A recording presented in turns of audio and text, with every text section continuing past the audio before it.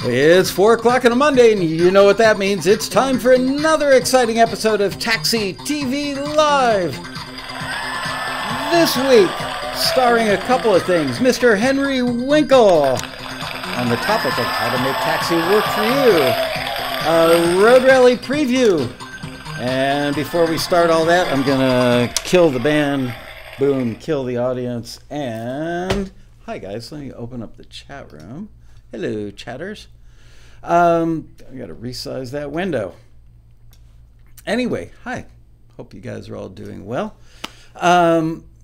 What did I want to tell you? I want to tell you that we're doing something coming up on July 11th at 7 p.m. Pacific time that we've never done before in the history of the company, at least nothing that we've ever done publicly before. We are doing the Taxi Artist Showcase live at Kulak's Woodshed in beautiful North Hollywood, California. We're going to broadcast it live on YouTube for those of you who are around the country and can't make it. Sorry, I got to readjust my camera a little. We're excited about this. We're having 4 different artists that are taxi members named Bo Han, Athena Renee, Kalina and Kiana, and Trevor Mile. It's going to go 90 minutes. That's right. 2 hours? Okay.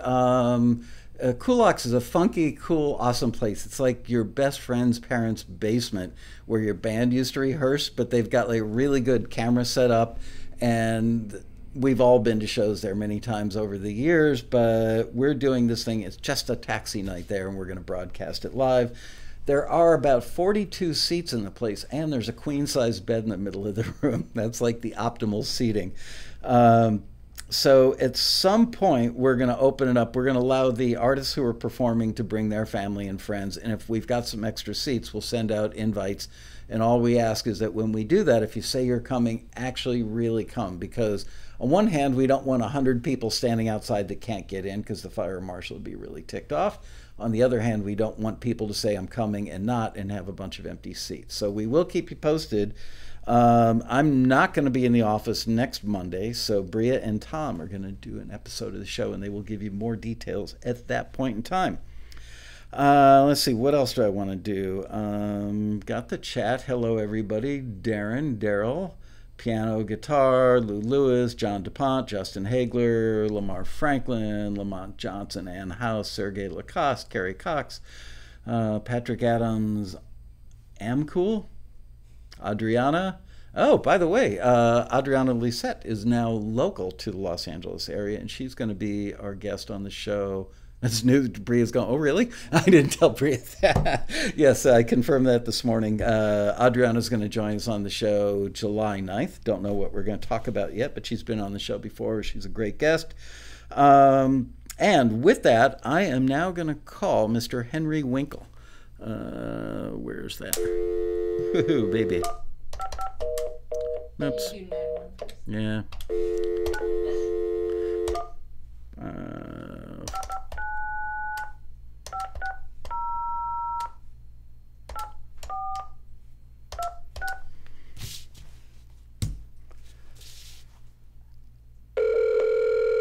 It's working.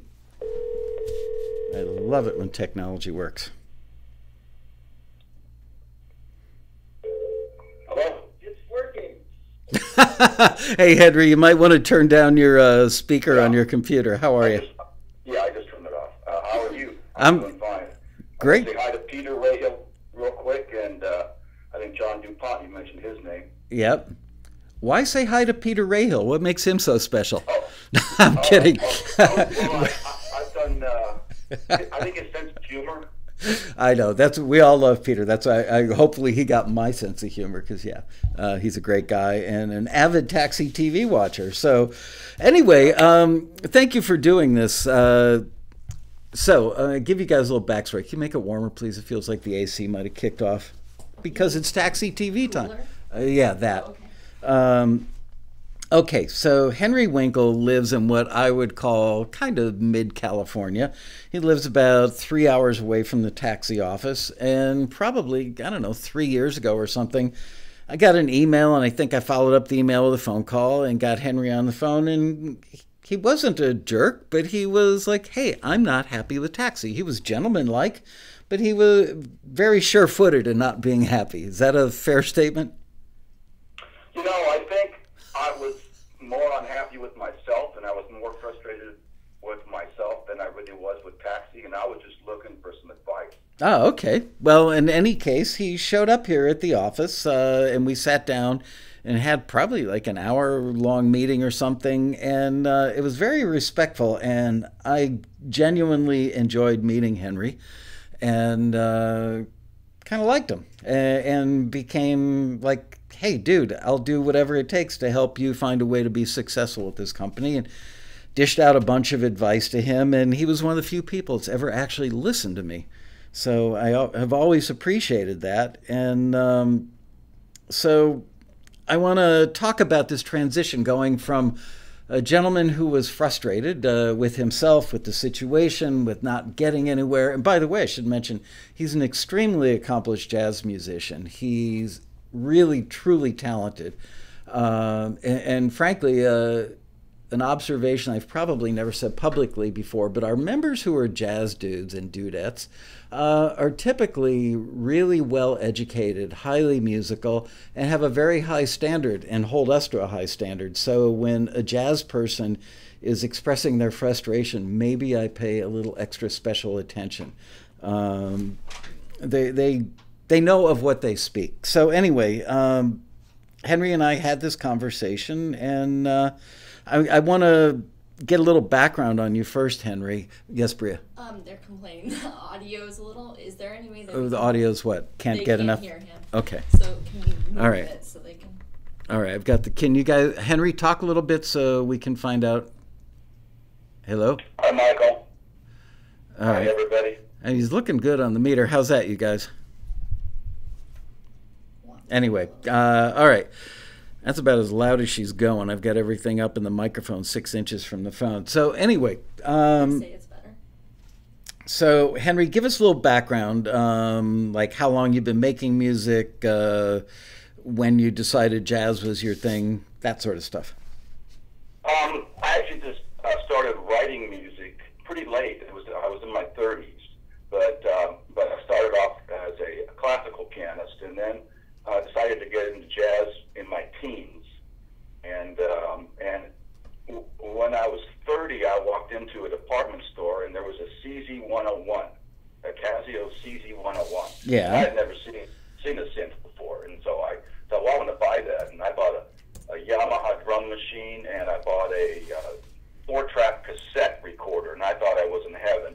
And I started recording stuff, and it was absolutely horrible. But I was the only person who didn't know how horrible it was. And so I didn't know anything about reverb. I mean, that's how horrible my stuff was. And so but I didn't know, and I invited my friends over, look what I've composed, and they kind of wince and go, yeah, okay. And the amazing thing is I still have those friends all these years later. Well, the stuff that I've heard of yours, even 3 years ago, and I listened to some of your stuff on SoundCloud today, was pretty darn good. So nobody's wincing anymore, I'm sure. Was jazz the genre that you started out in?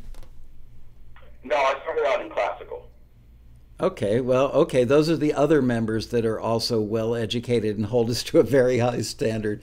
What kind of classical stuff? Modern classical or old dude classical? Were you composing neoclassical? Yeah, like Beethoven. Okay. Beethoven sonatas and Chopin, and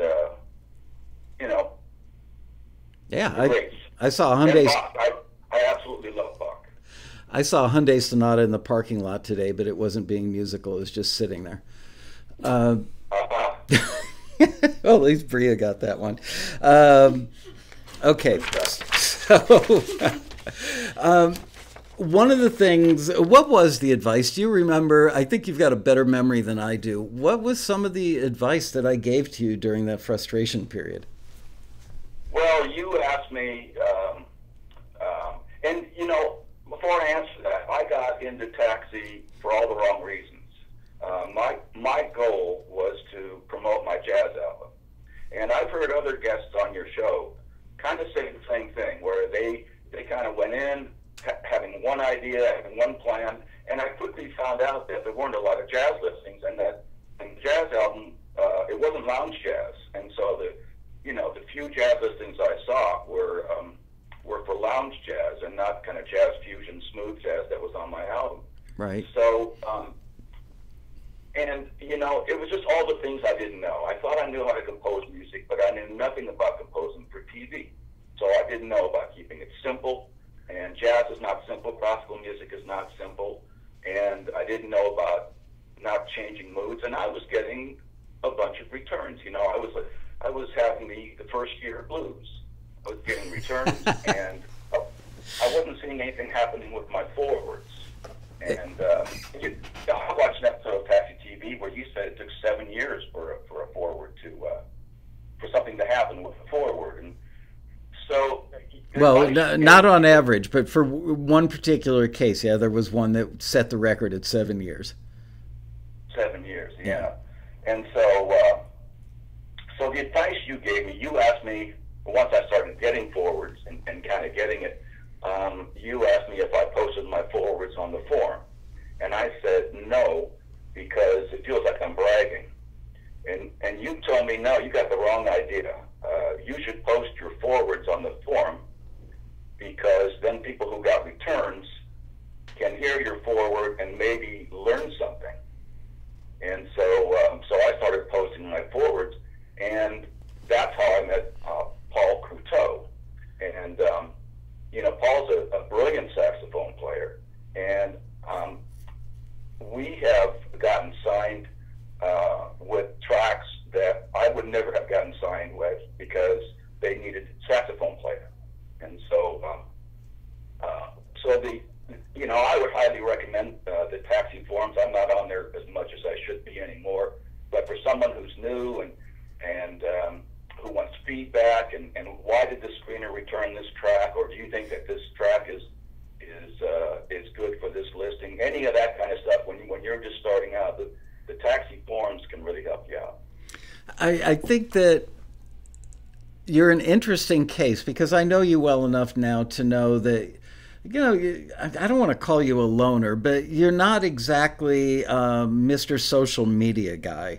You keep to yourself, you concentrate on your work, and you live in your musical world. And by the way, I've never seen any pictures of your studio, but my impression, just from the stuff that I've heard, is that your home studio must be pretty darn good, because the quality of the stuff that comes out of there sounds really good.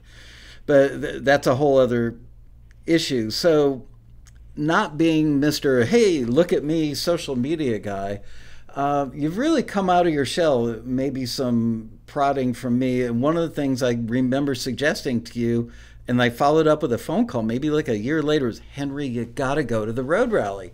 And if I remember correctly, your reaction was, well, I'm not really much for social gatherings. And then I was delighted when I saw you outside the ballroom, like in that ballroom foyer area at the road rally. You actually came. How was that experience for you? Well, you had a Taxi TV show, and that was last year, and that was my 4th year with Taxi. And it was something like 10 tips that will help you succeed in the music business. And I watched that show, and I thought, I am doing everything you're talking about except going to the rally.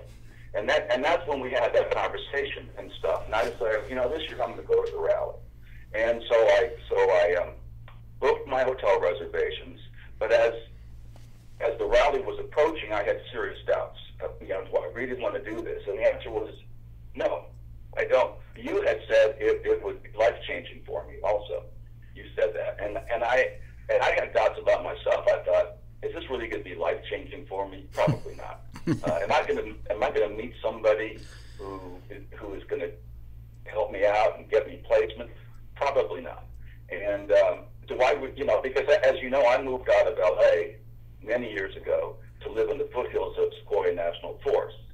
And did I want to go? And now when I go back to LA to visit friends, it's a madhouse. There's so many people. People who live there are used to it, like I was. But now when I get into the traffic, the people, it's insanity for me. And so I said, do I want to be cooped up in a place, in a hotel with thousands of strangers? And the answer was no. And my mind, where I do at least 50% of my thinking, the negatives far outweigh the positives. And so I was about to cancel my hotel reservations. And then one day I woke up and I said, you know, the reason I have to do this is because I don't want to. And sometimes you have to do stuff that you just don't want to do. And I said, I've got to do this at least once, based on everything I've read. And, you know, Paul, who had been to rallies, told me I'd have a blast. You know, I called him and spoke with him. And I said, I've got to do this at least once and see if I hate it as much as I'm planning to hate it. And Paul and you were right. I mean, I not only had a blast, I learned so much. I met a library owner, and I met two guitarists, and one was John DuPont, and we hung out and had a good time. I met a library owner that, you know, I always thought I knew what it took to be successful, you know, hard work, perseverance, all that stuff. But I also believe, you know, there's a little bit of luck in just meeting that one person. For me, that would be somebody who's well connected, who liked my music, who could make things happen for me. But and you know, my luck happened. That little bit of luck happened at the rally by meeting this library owner, and also meeting someone who was already in her library, and that was Joe Gother. He's a guitarist, and was signed with that library. Joe and I started collaborating, and I was signed with that library. And that month and the next month, we had 2 or 3 placements. And I've had placements before, but I've never had the steady stream of placements that this library has gotten, both Joe and me. I mean, it's just been almost every week we're on there. Sometimes we're on there twice, sometimes we're on there twice in an episode. And so it changed my life that way, and it changed my life personally because Joe and I have become really good friends. We talk all the time. We're always collaborating. Sometimes he comes up with ideas. Sometimes I come up with ideas. And so we can churn out stuff twice as quickly as if I were just being my loner guy. Right. And that to me is the crux of the story here. That's the headline, is that so many people think they have an image in their own mind of what the music industry is, what the people on the other side of the glass are like, and all these kind of self-imposed speed bumps or brick walls that have held them back. And I give you so much credit because I know you're not somebody that likes large gatherings, and you went through all this doubt about whether you should go, but you did it. You pushed yourself, you got out of your comfort zone. And so many people say, gee, I don't know if I want to fly. You know, I got a call the other day from a guy who said, I'm in Mississippi. It would be nearly impossible for me to come to the road rally. And I said, you should tell that to our members that fly from Australia and Singapore and South America. You're in Mississippi. You're 3.5, 4 hours away. You got to come. So I love your story because it tells people to get out of your comfort zone and magical things will happen. We can't guarantee it, but more often than not, your story is the story we always hear. Yeah, you know, I have a friend of mine, and a group of us had gotten together, and we told him we're going to go to a Japanese restaurant. And he said, well, I don't like Japanese food. And we asked him, have you ever had Japanese food? And he said, no. Well, I'd never been to the rally, and I was that guy before I went to the rally. Well, I'm sure glad that you came. So I just want to mention, not to do that much of a plug for the rally, but we are like 4.5 months out, I think, something like that. And we're just starting to roll out the panels and stuff, which I'll talk about in a little bit. And we just opened up registration for members only right now. Sometime after July 4th, we will open up registration for other people to join Taxi, and then they will be members and they can get their 2 free passes.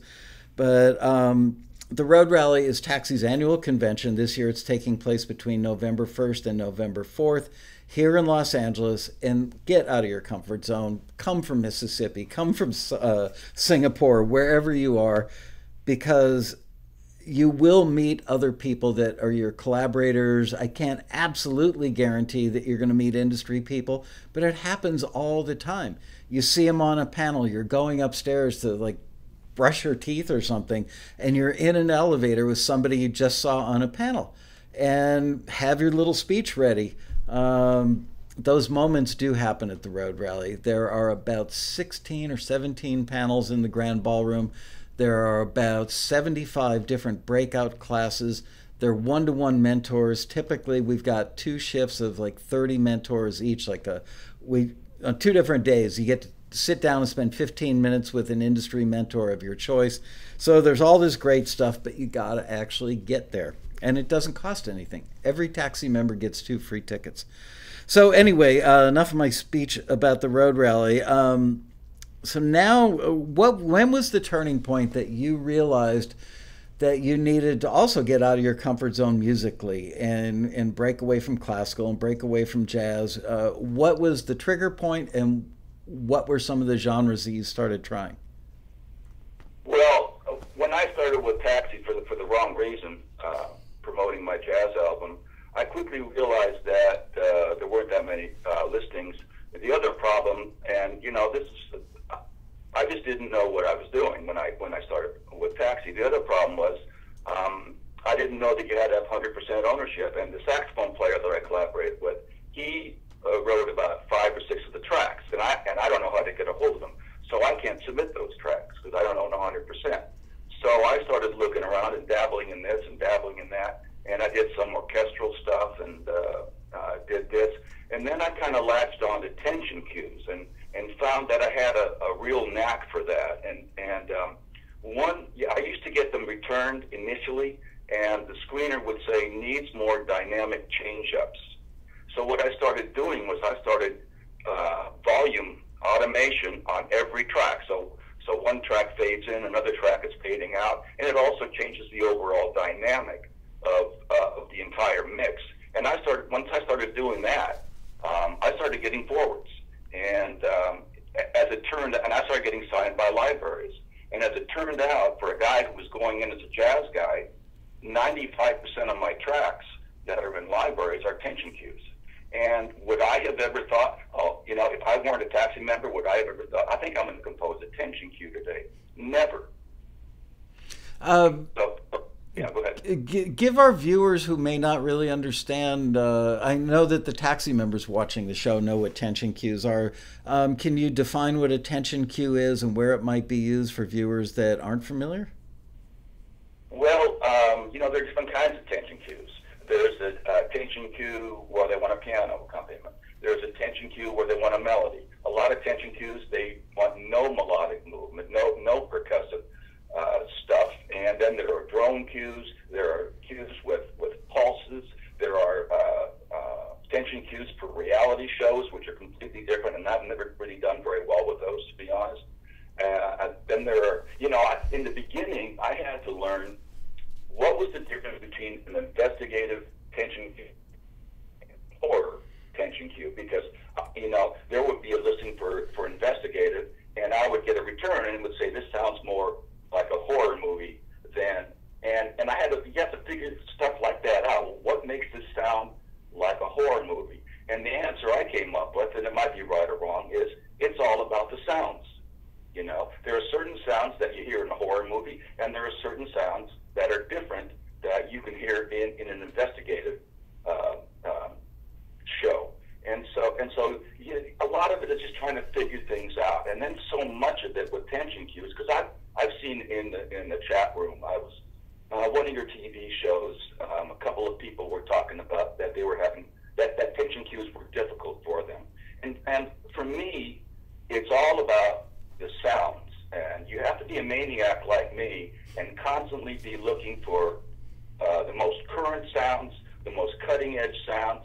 And that means you have to go on YouTube, do searches, best orchestral library, best electronic libraries, and then when a new tension cue sample library would come out, I just gobble it up, and it's like a disease with me. And so, but I was always, it's always been that way ever since Keyboard Magazine. You know, you read Keyboard Magazine, I got to have that.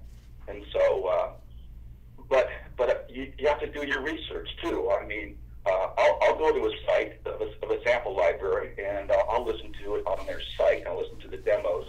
But that's not enough. You have to go to YouTube and see if you can find reviews for that library and see if you can find tutorials. And so there's a lot involved. And eventually this year, I kind of changed the way that I approach buying sample libraries. And they have to have 3 criteria. And one is I have to be blown away by the sounds. I have to say, wow, that's I have nothing that sounds like that. And that's getting more and more difficult. And the third criteria is they have to be on sale. And I'll tell you why. This is a perfect example. There's a company called Sonokinetic, and I wanted orchestral phrase libraries, and that's what they do. They make orchestral phrase libraries where the orchestra is actually playing a phrase. And I bought 5 of their libraries for $1,000. It was a bundle. And anybody who watches American Pickers knows what a bundle is. So this year, I got an email from them, or from another company representing them, and they were selling 20 of their libraries for $500. Wow. So you know, eventually, a lot of these libraries, they'll have a 75% off sale, an 80% off, 90% off sale. Perfect example, East-West. East-West, earlier this year, they were offering their Hollywood strings, their Hollywood brass, Hollywood percussion, and Hollywood woodwinds for $265. Now compare that. I'm not going to mention the name of the company, but compare that with other companies who were selling string libraries, only string libraries for $800. You know, so right, a lot of value. If you feel like that, you can't pass it up. How hard has it been? How hard has the learning curve been for you? You're not like a 23-year-old who grew up with technology in your hands, and but yet you seem to have gotten very comfortable with the technology. Or do you have any tips for fellow viewers who are a little tech phobic as to how you became comfortable and adept at working with all this tech? I watch a lot of YouTube videos. That's one way. Honestly, Taxi TV, I've learned a lot from Taxi TV. I mean, the one tip I think that has really helped clean up my mixes, and Ronan, I think that's his name, the engineer, who was on a couple weeks ago. Right. He talked about it, and that's scooping out all the low frequencies on either every or almost every track, and you'd be amazed at what a difference that makes in your mix. Sound advice, no pun intended. How about your work habits? How long does it take you? Well, obviously different tracks. Like if you're doing a classical piece, that would take longer than doing a simple drone cue. But you know, how productive are you? Because some people will say, "Oh, it takes me 2 weeks to get a cue out," and yet I see Taxi members, the guys who are making tens of thousands a year, or maybe even have crossed the 6-figure line. Those people seem to average about a cue per day, not maybe for a big, huge orchestral thing, but for your average cue that's got 3, 4, 5, maybe 6, 7, 8 instruments in it. How have you improved your workflow, and how productive are you? Well, that's a really good question, because and it's a really good reason to do what you call the 5-year plan.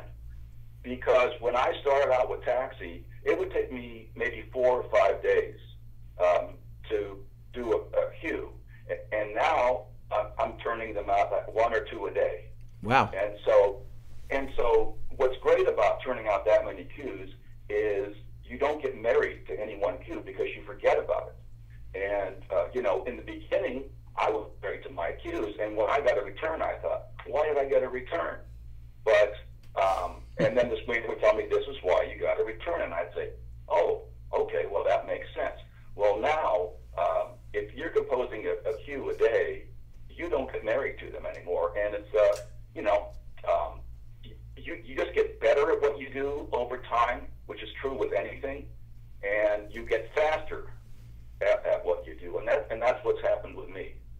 If you were married to your cues, they'd all be tension cues. I wish I could hear the audience laughing. Oh, well. And has anything changed in your attitude about creating music?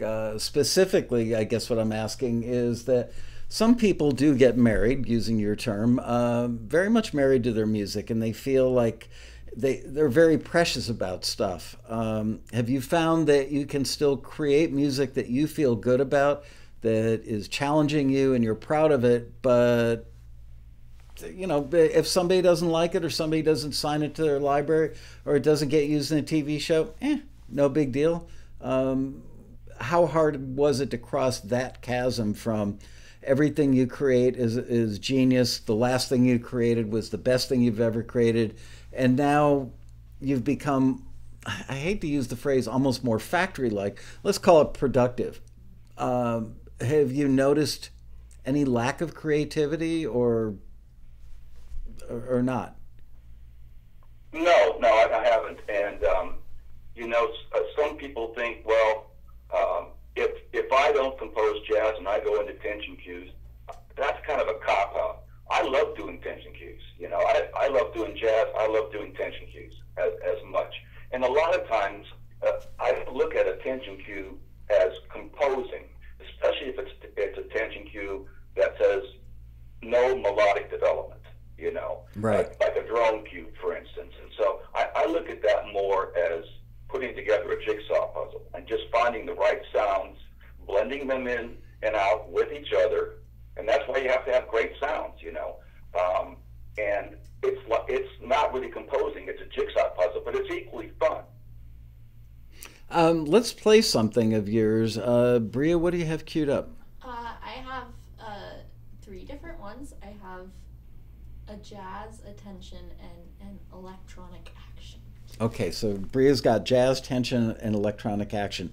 Let's listen to about 30 to 45 seconds of the jazz thing, and then let's play the tension cue so that we can show everybody kind of the transition. Okay. Let me know when you're ready. I'm ready.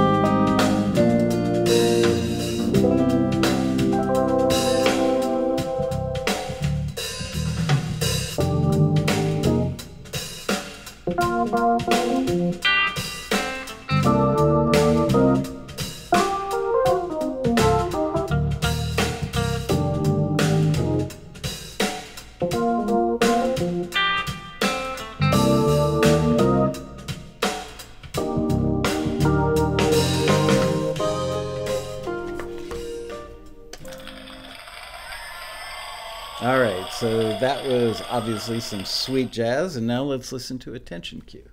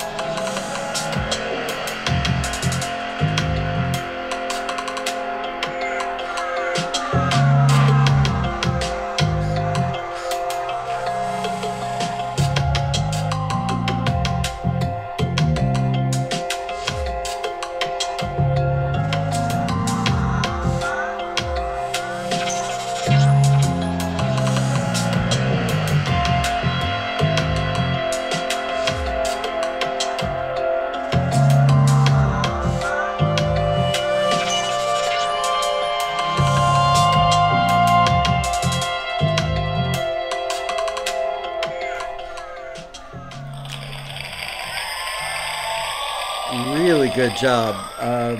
That cue had something really special going on, which is you stayed within a singular mood, and yet you had all these little components that were kind of flying in and out of there, and it didn't get too busy. It wouldn't distract you. If it were in a scene, it wouldn't distract you, but it creates a textural thing, which is a lot of what a tension cue has to do. It's kind of like being seen but not heard.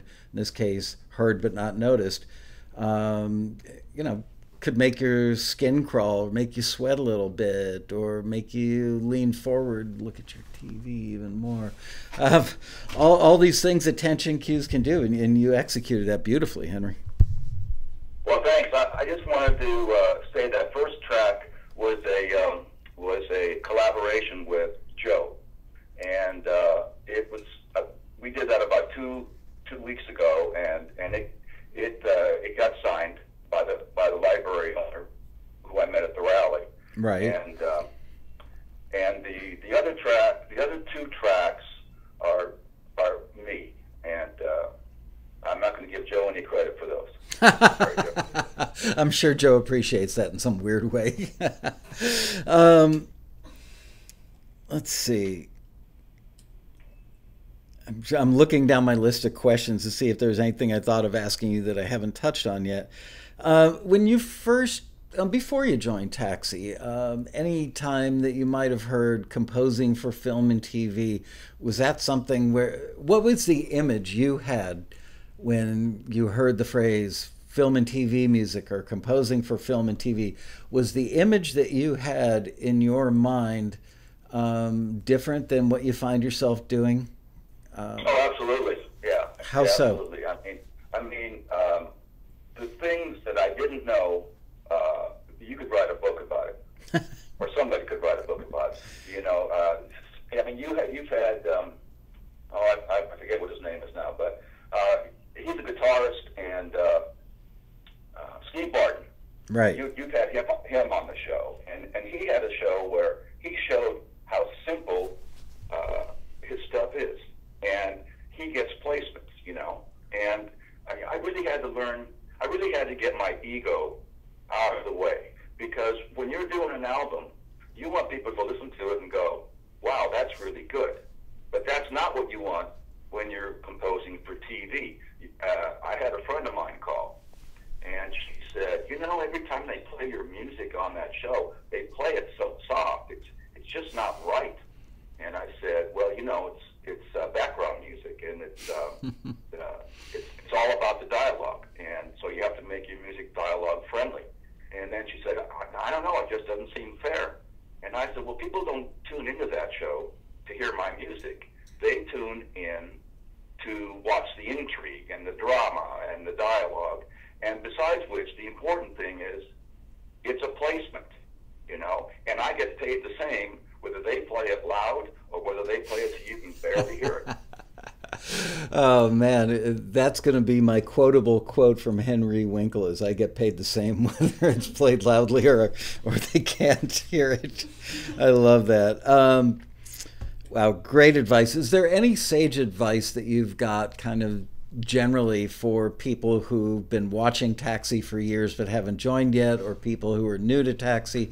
You know, just you're now the wise old salt in a very short amount of time, I might add. So, any big advice you want to pass along? Yeah, well, you know, there's the typical stuff. It's going to require hard work and tenacity, and I think just about every musician who is confident with their instrument has those right away. You also have to have confidence that your mixes and your tracks are as good as anything that's out there. And if they're not, then you have to find out why. It's important to continue to learn. You know, I watch YouTube videos almost every day. That's how I spend my morning after I take a walk. I watch YouTube videos on orchestration. I'll watch YouTube videos on just about everything related to music. And so you want to continue to learn. You want to continue to improve musically. And from a mixing standpoint, you have to be able to take rejection. Because if you can't take rejection, maybe you should consider chopping wood for a living. Because, you know, and that's really what a return is. A return is someone saying, this doesn't work. But a return is also somebody saying, and here's the reason why. And the returns I like the most are, and here's what you can do to fix it. And let me just add, there's nothing wrong with chopping wood for a living. So all you angry wood choppers out there, don't send me an angry email. Send them to Michael, because he's the host of the show, and he's so responsible for the content. That's right. And Henry does stand-up as well. I'm glad one of us is being funny today. Actually funny. Yeah. Get married to your music. And that's a lot easier the longer you keep at it. Because I've said this before, if I'm spending 4 or 5 days creating or writing a cue, I'm kind of married to it. You know, I spend 4 or 5 days writing that. If I spend one day and then the next day I'm on to the next, and then the next day I'm on to the next, I forget what I've done last month. And so, you know, in the beginning, that's a little more difficult. Like we talked about, if you're going to write for TV, you need to check your ego, and you know, that's what I would say. I think it's really important to continue to learn, and especially about mixing, because my mixes are better now than they were when I started with Taxi, and that's and there are a lot of YouTube videos on mixing, and it's all very, very helpful stuff. And you know, if you keep at it, you talk about the 5-year plan, and you said that the people who came up with that were successful Taxi members, and that was interesting to me. I mean, I was planning to stick that for 5 years anyway, but I got my first royalty check and my second in my 5th year with Taxi. It took me, you know, the first 4 years, it was a giant money sink. I'm not talking Taxi, I'm talking about all the sample libraries that I bought. But, you know, I don't know what's so magical about that 5th year, but it certainly worked for me. You know what's magical about it is the last guy on the field always wins the game, and so many people give up literally in their first year. Half of new members of Taxi will give up probably halfway through the first year. And the reason is because they come into it thinking, I'm the shiz. My music is really awesome. Everybody's going to hear it. Taxi's screeners are going to forward it. Some dude in Hollywood is going to hear it and go, wow, you're a friggin' genius. And they don't understand everything that you've explained in the last 45 minutes on this show. They think it's about the music when it's really about the right music for the right circumstance or the right moment or the right emotion. The music is rare, at least in you know, film and TV land.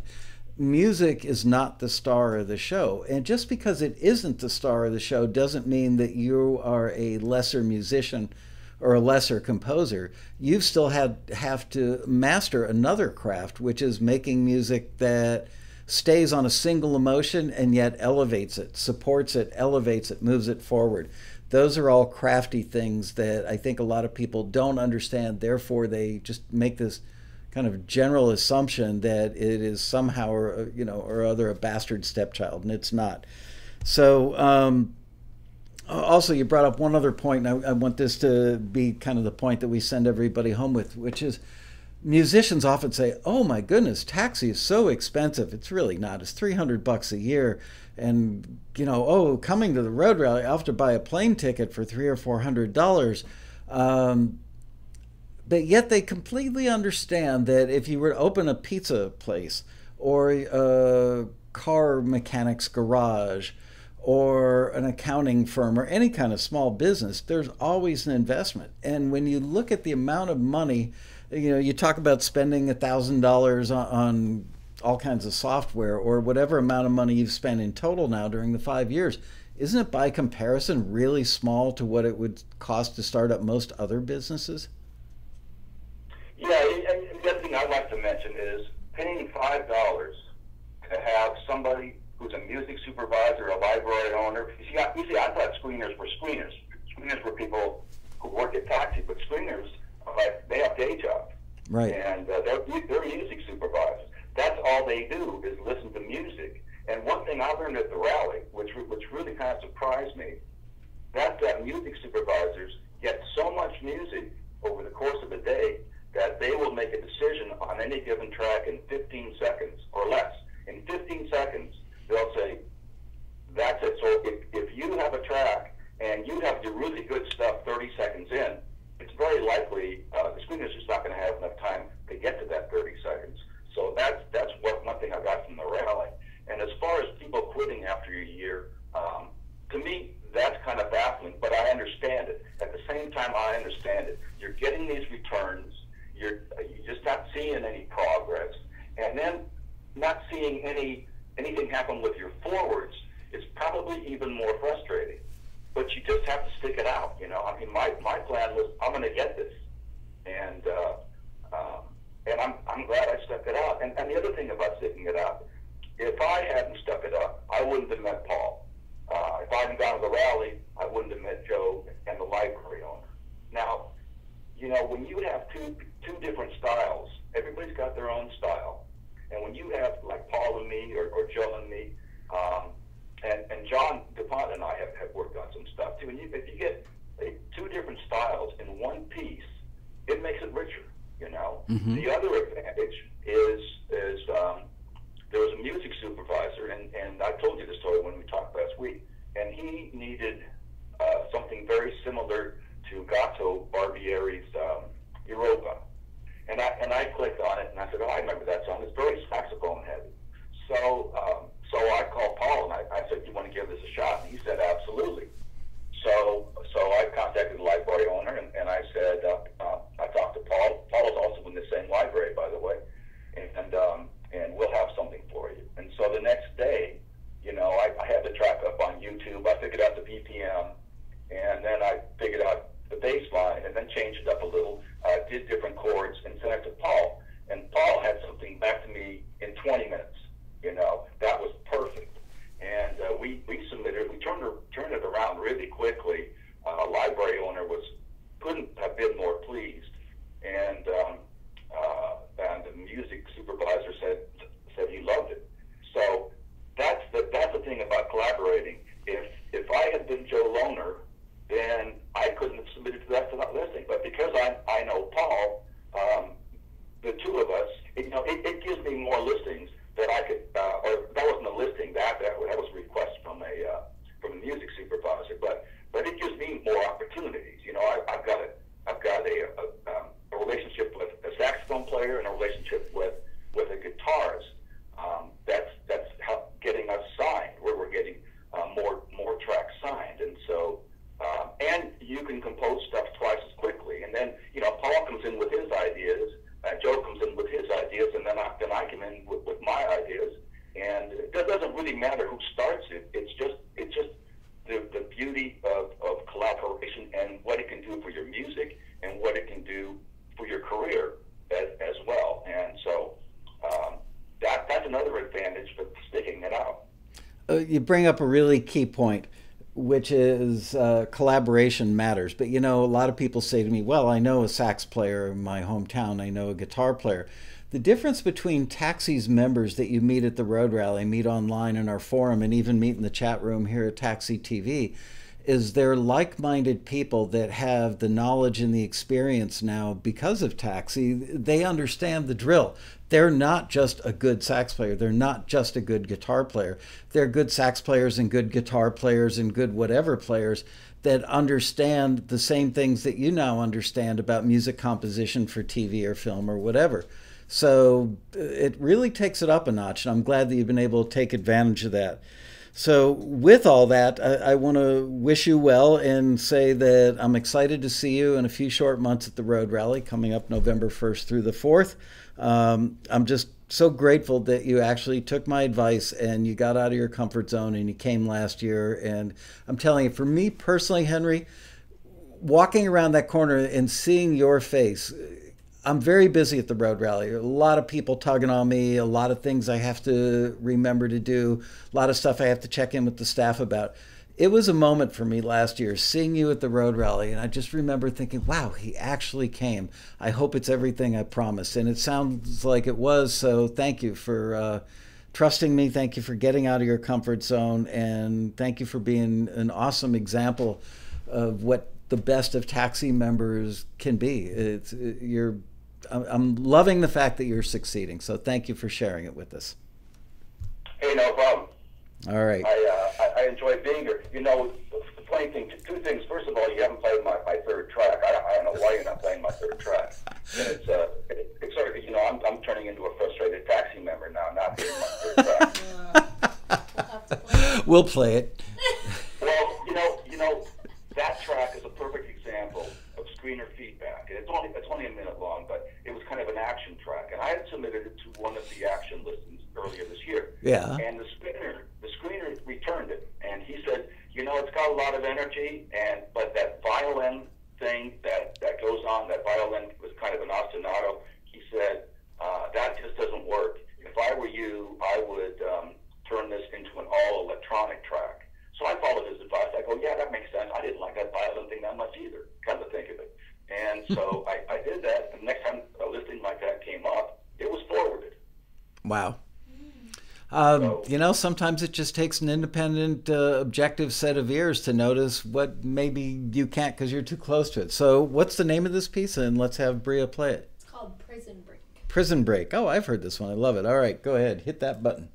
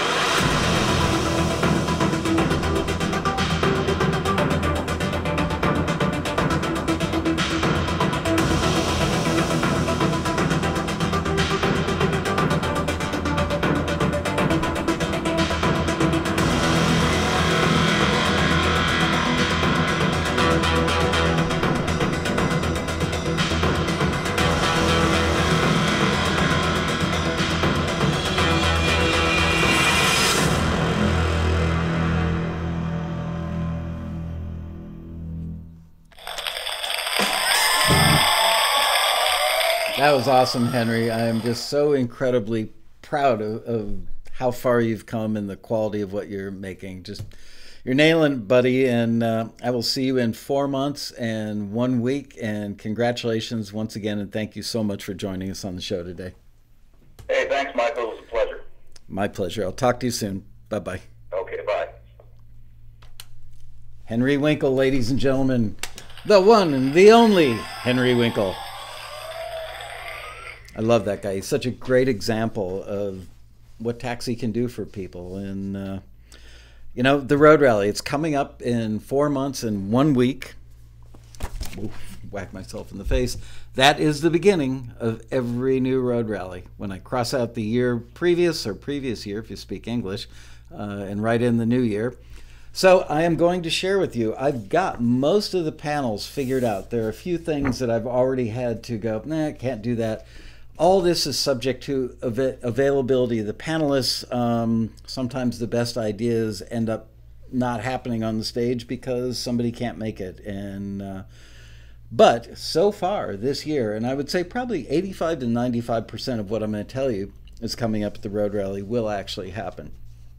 I'm doing something really different this year that I've never done before. Last year, there was a young lady, a video editor, who does a lot of reality TV. And before she was a video editor, she was a story editor.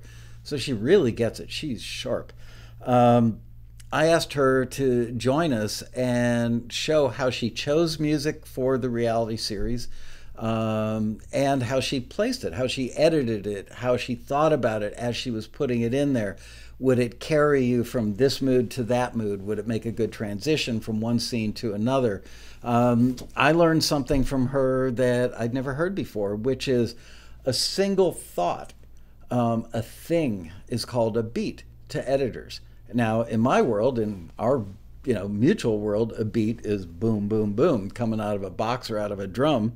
But in her world, a beat is that guy is pulling into the driveway in his Corvette. So as long as the scene is on that guy in his Corvette, that's a beat. Now, the minute that guy gets out of the car, walks into the house, that begins another beat. So little things like that are really important, and you won't learn that from a book. You won't learn it in a college course, but you will learn it at the road rally. So Laurel Ostrander is starting this year's road rally because I was frankly disappointed. We had 300 or 400 people in the ballroom for her last year, and the people that were in there said that might have been the single best thing I've ever seen at any road rally, and this is our 22nd one coming up. So that gives you a little perspective how powerful that was. So I am literally starting out the road rally with her, and we're going to have her in the ballroom for an hour and 45 minutes showing you guys what a scene is like with no music, describing what she needs music to accomplish in these scenes, and then she will audition various pieces of music, tell you why she decided on something, then lay it in there, probably edit it, probably edit the tail to coincide with the end of a scene or the end of a beat. And you watch this and you go, oh my gosh, now I totally get it. Because up till seeing this lady, you've probably been creating music in a vacuum. You read the taxi listings, you listen to other people's work, and excuse me, that was a rock star burp right there. And you create music, but if you can think like an editor and understand what they need the music to do, your music is going to get so much better and so much more usable, which is really important. If you want to make money doing this, your music's got to be usable by the people who need to use it. So don't miss that. And frankly, we're not going to have any classes running upstairs during this first panel because I want everybody in the ballroom for this thing. It cannot be missed. After that, at 11:15, we are going to present longtime Taxi member Matt Hurt, who many of you know. He's kind of the godfather of everything the members have learned. The 5-year plan, write, submit, forget, repeat. Matt may not have specifically come up with those phrases, but he was the genesis of the group of our most advanced members years ago that kind of hung together and drank a lot of red wine at the road rally. Matt is moving back to Switzerland, and we're brokenhearted about that, but we're presenting him with a Lifetime Achievement Award, but in the context of the John Brahaney Award. Every year now we give out what we call the JB, the John Brahaney Award. John was an early consultant to Taxi and kind of a godfather to me, if you will. A bit of a brother, a bit of a dad, certainly a great friend, and a great friend to songwriters. He was, I think, 25 years with the LA Songwriter Showcase. And so we give out a JB Award. So this year we're giving Matt Hurt a Lifetime Achievement Award in the context. It'll also say John Brahaney's name on it. The reason for that is that Matt Hurt met myself and Doug Minnick, who was our vice president of Taxi at the time, at a booth at the LA Songwriter Showcase. And that's what convinced him to join Taxi and really kind of set him on his path. He's definitely a 6-figure income earner from doing TV and film music, does incredibly good work, and has so much wisdom to share. So I'm really glad we're going to get him on the stage. Then we're breaking for lunch, and on Friday we will have what's called the mentor lunch, which is the only thing we charge for, and that's just because somebody's got to pay for the food. The mentor lunch is, I think, $35, I think. Yeah. Okay. And we can only fit 300 people. It's in an upstairs ballroom, and basically what it is 30 round tables with 10 seats, actually 11 seats at each table, and we put a mentor at each table, and every 15 minutes we rotate the mentors so that during the course of the lunch you get to see 4, 5, 6 different mentors. It's amazing how many people have handed a CD or a thumb drive or something to somebody during that mentor lunch, and 6 months later they got a phone call or an email. So the mentor lunch, not just there for making deals, but you get to meet your fellow members, you get to meet the mentors, and you know what, you're going to spend that much on lunch in the hotel anyway, might as well make it. Oh, we're actually changing the name this year. What are we going to call it? I think it's Music Industry Eat and Greet. That's right, Music Industry Eat and Greet. You get to eat all the music industry people you can stomach, which probably wouldn't be a whole lot. Okay, then, you know what, I'm not going to tell you what the next thing is because we haven't inked it yet. I'm just not going to mention it. It's something that would be very special to all of us. Followed by at 5 o'clock, from 5:15 to 6:30, we're going to do a whole panel on vintage music. As you guys probably know by now, if you're taxi members, we work with a couple of different publishers. One in particular that's kind of the king of the hill, if you will, for placing vintage music. So we're going to have somebody from that company on stage with me. We're going to talk about why vintage music. I mean, we're talking music from the 40s, 50s, 60s, 70s, 80s. 80s and 90s lately have been having a nice run. Why vintage music, actual music that was recorded in the 80s or recorded in the 60s, works so much better in a TV show that is about the 60s or about the 80s. And sometimes they use it to juxtapose something. They could use, you know, like big band swing stuff from the mid-40s in a current contemporary scene because it just works. It adds a vibe.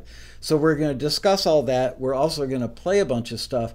And if I have enough time, which I think I will, we're going to squeeze in listening to some audience music. So those of you who are coming to the Road Rally, if you've got stuff that you recorded, and I'm talking demos, stuff that you might have even recorded on a TAC 4-track back in the 70s, that stuff can get used in film and TV. It doesn't have to be pristine sounding master quality music. Sometimes the vibe is much more important than the actual recording quality. So hopefully we'll be able to listen to that stuff. Then Saturday, let's see, Saturday morning, see if I can read my own writing here. Oh, multiple paths to a six-figure income. I'm going to have 3 panelists, one who's a specialist in doing instrumentals for film and TV, somebody else who does songs for film and TV, and somebody else who's a writer-producer for records. And we're going to discuss kind of the career arc of those 3 things, followed by the one, the only, Robin Frederick. And she and I are in discussions this year. We're going to try and do something a little different than we've done. First of all, Robin always packs the ballroom. She's amazing. One of the best presenters year after year after year. This year, we're going to try and have Robin doing some live critiques in the ballroom, which she's certainly done on the show a lot, but never in the ballroom. So we're going to try. We haven't absolutely inked that yet, but I'm twisting her arm, and I think that she'll be great at it. Then we have Mentor Lunch 2 on Saturday from 12:15 to 2:15. Something that I've got on the schedule that I haven't absolutely locked in yet, but I'm pretty sure it's going to happen, which is music and advertising. Because you know what? Something that might be great for a TV show, might be great for an episodic drama, wouldn't be great for a reality TV show. Something that's great for a reality TV show might not be good for an episodic drama, probably wouldn't be. And probably neither of those things are really right for advertising. So music for advertising, and I'm not talking jingles, I'm talking about a Nike commercial, or maybe a Subaru commercial, or it could be a Home Depot commercial. It's a whole different mindset and a different way to create music, and the things that are important in music for advertising. Those are things we're going to talk about, as well as playing examples and doing some Q&A. Following that, at 3:45, from 3:45 to 5:15, we're going to do a music supervisor listening and feedback panel where we actually draw stuff randomly that the audience members give us, and the music supervisors comment on it. And every now and then somebody says, I need that, I want that. So those are pretty special moments. Last year at 5:30 on Saturday, we did something that I really thought was valuable, which is I had 2 music supervisors, Mason Cooper and Frank Palazzolo, on stage. 2 of the smartest, most knowledgeable, kind of practical people I know in the industry. I really hold them in high esteem. And I just had them come up on stage. We did kind of a happy hour thing. I bought them a couple of drinks, invited the audience to hit the bar if they wanted. It was late in the day. Everybody's a little tired, but I knew the information would be really good. One thing that kind of disappointed me about that was some of the audience members asking the questions. Would, here are 2 great music supervisors, an audience member would get up and ask a question like, So if I create a different version of my song, should I copyright the new version of the song? In other words, if I have a song and there's a version with a vocal and somebody asks me to do a version without a vocal, do I need to separately copyright the version without a vocal? Now, that's a very valid question, but it's not the best question for a music supervisor. That would be a better question for a music attorney or a publisher. So this year, what I'm going to do is have 2 supervisors and 2 publishers, film and TV specific publishers, on the panel for the happy hour. And that way we've got all of our bases covered. Excuse me, I'm getting a bit of a dry throat. Must be time for a little rock star, one of the sponsors from the Road Rally. You know what else it's time for? If you haven't hit that subscribe button right down there in the corner, do it now. If you haven't liked us, do that now. And remember, share it with a friend, even if you don't have any. Just share it with anybody. YouTube loves it when you guys share it. And we love YouTube to love us. So share, share, share. And I'm not talking Sonny and Cher. I'm talking that kind of share. Okay. Then, let's see, where am I? Am I on Sunday? I am on Sunday. Wow. This road rally is going really fast. Sunday morning, 9:30 to 10:45, working faster than you ever thought possible. This is a real issue. People get bogged down. We were talking about this with Henry a few minutes ago, how it used to take him days to do something that he can now do in a half a day or a whole day. So people get bogged down, they get too involved, too precious, and it takes them so long to do a piece of music that they get married to it, and then they're disappointed when nothing happens for it or nothing happens quickly enough for it. So I'm going to get some of our members who I think are all-stars at creating great music in a big hurry, and we're going to do a deep dive into how it was that they went from being kind of slow and thinking about it and worrying too much about the mix to becoming really super fast and productive and still cranking out A+ material. After that, we're going to do how music is used in trailers and TV promos. Then there's a lunch break, which on Sunday there is no mentor lunch, so you can eat anywhere. Just anywhere. McDonald's, Burger King, Taco Bell, all the good places.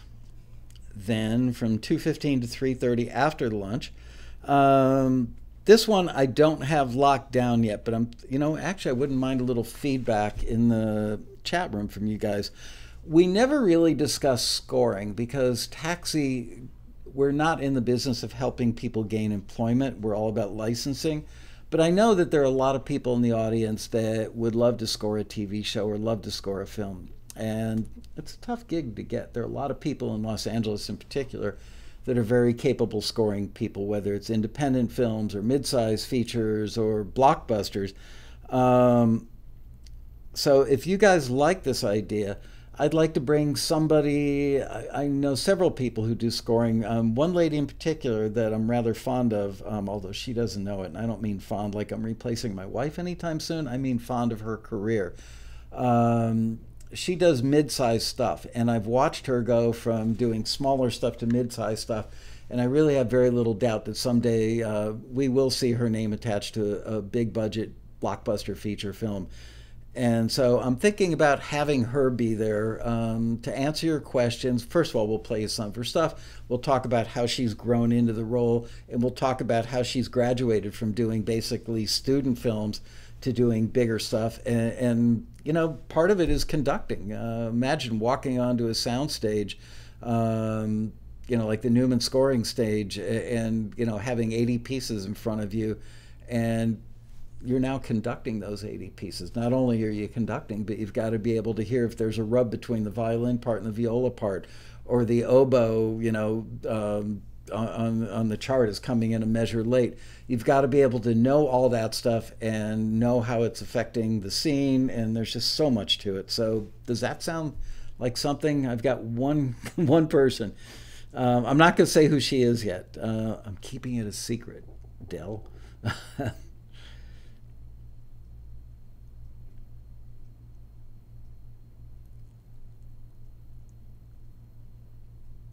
I'm getting some +1s on scoring. All right, that's something I don't think we've ever done before, and I know this woman. I've never asked her to do this. I know that I know her well enough to get her to come. So that's I can't say it's inked, but it's a high probability. And then some sort of music industry business panel, which we usually do late in the afternoon on Sunday. And then we end the rally every year with what we affectionately call the happy ending pitch panel, because it's the end and we're really happy about it. Happy that we get to go home and go to work Monday morning after working our butts off all weekend at the rally. And basically we get a couple of record people, a couple of film and TV people, and we sit there and pull stuff out of boxes and do live critiques and have a good old time, and then we just wrap up that road rally and go home. So that's it. Also, like I said, we'll have somewhere in the neighborhood of 75 classes on every topic you can possibly imagine, plus one-to-one mentoring where you can sit down with a music supervisor, a music library owner, a record producer, an engineer, an artist manager, a social media marketing expert. All that stuff is available to you for 15 minutes. Sit down, ask questions. So there it is. I'm done. I could go home now. But no, we've got 19 minutes left. So if you guys have any questions about the rally, which is November 1st through the 4th, and let me remind you once again, the Taxi TV Live Artist Showcase, first time we're ever doing this, will be held on Wednesday, July 11th at 7 p.m. Pacific time. We're going to be broadcasting live from Kulak's Woodshed in North Hollywood, California. The artists that will be performing at our inaugural event are Bo Hahn, Athena Renee, Kalina and Kiana, and Trevor Mayall. Sorry, not related to John Mayall. For those of you who know John Mayall. Only the old dudes, right? Anyway, any questions? No questions. The tattoo panel hasn't been inked yet. You know, we should do that. We should do a drawing and somebody gets tattooed live on stage. But the tattoo's got to be a big taxi on a butt cheek. But it'll be free. I'll pick up the tab. Open mics. Oh, open mics. Yes, there will be 2 open mics. We do an open mic we have a 200-seat theater that's kind of like a fancy little Hollywood screening room, and then another smaller ballroom than the one that's downstairs that we set up kind of more like a club atmosphere. So we do open mics on Thursday night, Friday night, and Saturday night. 3 nights of 2 open mics each night. Ann House says the taxi tramp stamp. I love it.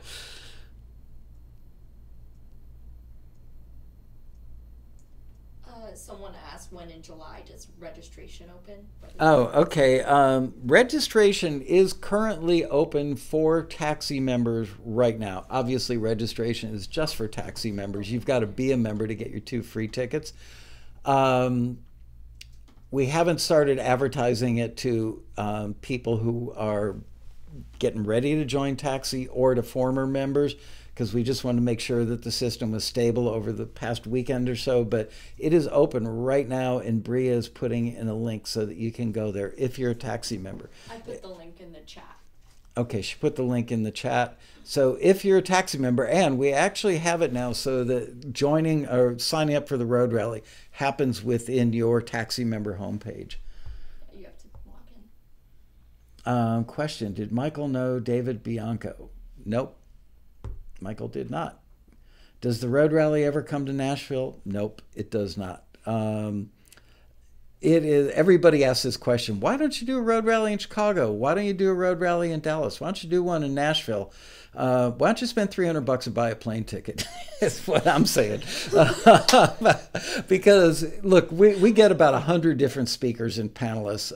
For us to fly them all out, get them 2, 3, 4 nights of hotel each, and bring, you know, like half a semi's worth of gear out to do the road rally so that you don't have to buy a $300 plane ticket. I got to be honest, that's not going to happen. This is where we are. This is where the road rally is. Spend $300. You know what? If you save 80 cents a day, you can afford to come to the road rally. Scratch the Starbucks. You don't really need that Starbucks. You know, you can make coffee at home. It's a lot cheaper. You'd be surprised. If you just skipped your cup of Starbucks every day and made coffee at home, you could afford a taxi membership. You'd get your 2 free tickets to the road rally. You'd get a plane flight and probably cover your hotel. All you have to do is give up Starbucks. They're going to murder me when I walk out of the office tonight. I know it. Any other questions? Dean Crepane is laughing. I like that. Hi, Dean. How are you? I love Dean. Or Rockstar every day. Now, you know what? You know what's better than Rockstar? Free Rockstar. It's left over from last year's road rally. Mojo Bone makes coffee at home. So do I. You know what? Got to tell you, a little plug for Costco's. What's it called? Do you remember the stuff? The espresso roast from Costco in the red and white bag is like wickedly good coffee, and you get this giant like 2-pound bag for $9.99, I think. It's such a good value. We're all about good value at Taxi. So with that, I'm going to bid you guys adieu. Hello, Dean. I won't see you next week. I'm going to be out of the office next Monday, so you're going to have Bria and Tom doing an episode of Taxi TV, and that's on July 2nd. And then on Monday, July 9th, we will have the lovely Adriana Lisette join us. With that, I bid you guys adieu. See you in 2 weeks. Thanks for joining us. Bye-bye, you guys.